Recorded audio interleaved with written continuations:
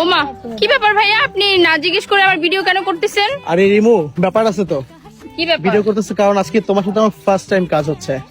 ও, একজন মানুষ তো জানতে হবে যে তুমি আমি আজকে ফার্স্ট টাইম কাজ করছি। না সেটা ঠিক আছে, আরো জানতে হবে কারণ আমি তো এখন সাকিব খানের তৃতীয় নম্বর বউ, তো একটু পারমিশন তো নেওয়াই লাগে। আল্লাহ, তুমি যা শুরু করছো ফেসবুকে, টিকটকে, ইউটিউবে কোথাও ঢোকাই যাচ্ছে না। কাহিনী কি বলো তো?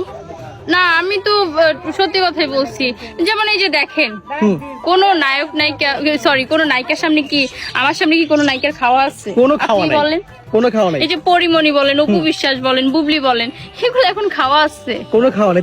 তার মানে বিষয়টা কি? আমি কি তাহলে সাকিব খান তোমার, যেহেতু আজকে কাজ করছি? হ্যাঁ, যেহেতু আজকে কাজ করতেছেন তো আজকে আপনি হচ্ছে সাকিব খান। আর আমি তোমার?